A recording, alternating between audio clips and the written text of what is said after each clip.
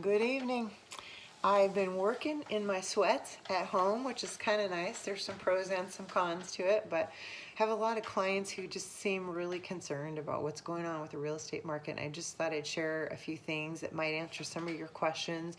We've been having webinars and Zoom meetings, kind of trainings every day about some of the changes that are happening, and they're coming down daily. So I just thought I'd share some of that. There are really some big changes, and a lot of that's coming from the lending industry. And just to try to simplify it, loan servicers basically pay for their loan for the loans they're servicing, and they'll pay up front or finance them, but they don't break even sometimes for 3 years. They have to keep those loans on their books for at least 3 years before they start turning a profit. And just recently we've had a huge amount of refis, and there's a lot of reasons for that. That's a whole nother subject that we can go into at another time. This is a great time to be liquid. So as we start seeing changes in the economy, which may affect the housing market, if you're liquid, you're in a really good position to invest. And if you wait until, if home values do drop, and you wait, and you lose that opportunity to maybe take some of the equity from your home, refinance, and use that cash to invest, you may miss that opportunity. So it's not a bad time to refi, but the problem with everybody doing it at once, especially when all these other things are going on, is that those lenders become a lot less liquid. So those servicers are not able to stay afloat, and the price of servicing loans has dropped, like got cut in half. And then on top of that, they are, all these refis have caused them to lose their liquidity, and they are becoming very margined, meaning they're having to make a lot of changes to the lending criteria or qualifying criteria to protect themselves. So we'll have buyers in a situation where they get pre-qualified for a loan that has a minimum 620 credit score, and they'll they'll make an offer, and the offer gets accepted, and they open escrow, and they start the process. They pay for an appraisal, and they order home inspection, and all these things are happening. And then we get word from the lender that the lender has changed the minimum credit score to 680 on an FHA loan that used to have a minimum 620 credit score. And if you have a client with a 650 score,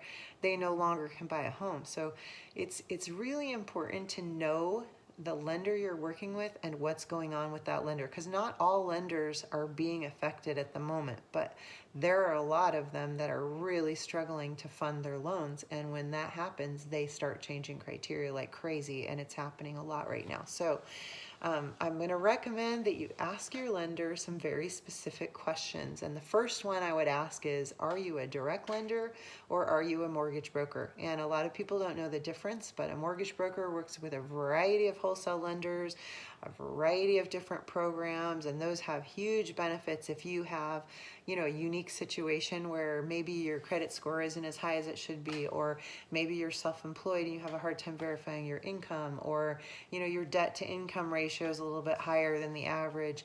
If you don't have that vanilla loan or that classic scenario, mortgage brokers are huge.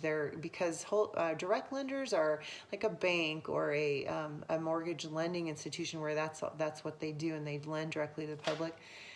They have a certain portfolio of products. That's all they offer, and if you don't meet that criteria, they can't give you a loan. So a mortgage broker can pretty much find somebody that'll give you a loan. And the difference right now is, with all these changes, almost daily we're getting changes. And when mortgage brokers work with a lot of different lenders, they typically don't have a close enough relationship to each one of those, that they may not be as experienced in this to know what's going on. And if that's the scenario, a lot of times they may pre-qualify or pre-approve a buyer and not even know that criteria has already changed with that lender. So that's a big one, and I would ask that first and upfront. But then some of the other questions to ask are, for the loan that I'm qualifying for, have there been any changes in debt to income ratios? A lot of mortgage lenders will allow a 50% debt to income ratio, but now all of a sudden they're changing it to 40. And that makes a huge difference in what you qualify for. What cash reserves am I required to have, and has that changed, or is that going to change? Some of these lenders that are having liquidity issues or funding issues are changing that cash reserve requirement. It used to be 30 days, now it's 90. So instead of having to have a 30-day cash reserve, you've got to triple that. That may make it so you no longer qualify. What percentage of their pipeline is refis, and what percentage is purchases? And it sounds like a weird question, but it can really make a difference. So I work with a direct lender, and they do primarily purchases. And the one thing I really appreciate about them is that if we're getting close to a deadline and we're trying to clear lending conditions with their underwriting department, and we put it in and they've got a bunch of refis on their wait list, they'll put the purchases in front of the refis. They give purchases priority. And that's big to me, because I work with people who are making purchases. But if you're doing a refi, you're going to want to work with a lender who gives priority to refis. So it is an issue, and just be aware that is something that happens, that it can affect your turn times when it comes to underwriting.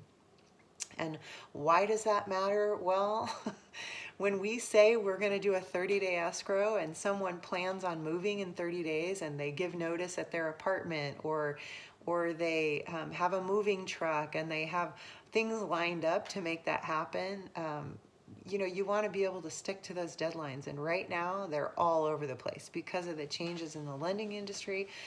People are extending escrows to 45, 60 days. And there's a new addendum that just came out from the California Association of Realtors that we're required to have every buyer and seller sign, that basically just says their escrow can be extended 30 days without those contingencies that are normally in place. So it protects the buyer from losing their deposit if for some reason they're not able to fund on time, and it's as a result of this COVID-19 or this coronavirus issue. So that's one thing. The turn times are a really big deal. I would ask your lender what their underwriting turn times are, and if they don't know, I would definitely get a backup lender, because if they're not familiar enough with the direct lender or the wholesale lender they're using, if it's a mortgage broker, and they don't know what their underwriting turn times are, I guarantee you're not going to be able to close in 30 days. So that's a big deal. One of the other things I want to tell you is when I list homes as a listing agent, and this is something that a lot of agents aren't familiar with, and I do this only because I worked as a mortgage broker for a couple of years before I got into real estate. And when I receive offers on a property, I will call the lenders for each one of those offers and have this conversation with them. I'll ask them all of these questions. And if they don't have their ducks lined up, and if they don't know the answer to each of these questions, I'm going to recommend that buyer cross-qualify with our direct lender. Because our lender, and this is just so you know, if you need a backup or you need a cross-qualifier, if you feel like there's something that might not be quite right with your lender, give me a call. So my lender will 90% of the time doesn't even need to run your credit. If you've already had your credit run, you're already in process with another lender, or you're in escrow right now and things aren't going real smoothly, she will be able to take your information and run it through their desktop underwriting. And I don't know if you've heard that term before, but when you get an approval letter for a loan, a lot of mortgage lenders or mortgage brokers will just run your credit score. They'll ask you how much you make and maybe have you send in your pay stub or your tax return, and they'll just calculate what you qualify for. And they'll say, oh, you qualify for $550,000. And then when you get into escrow, they will collect all your pay stubs. They'll check on your car loans, how long you have left before you pay those off. That can affect what you qualify for. They'll look at your entire scenario. They'll verify your employment. They'll go through your tax returns, and input all this information, how many dependents you have. They'll input all this information into this program called Desktop Underwriting, and it will give them an actual approval with all of those factors calculated.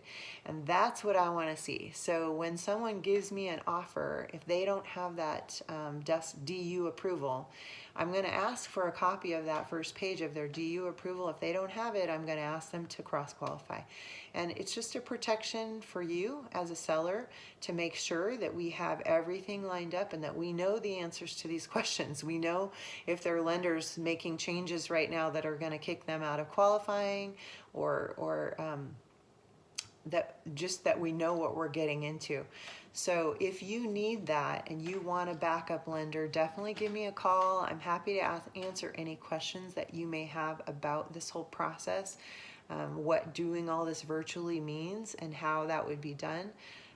The great thing about it is everything is changing down to appraisals can be done, drive-by appraisals. I mean, we've never been able to do that before, but appraisers can do an appraisal with photos of the interior from the seller and not even have to come in your house.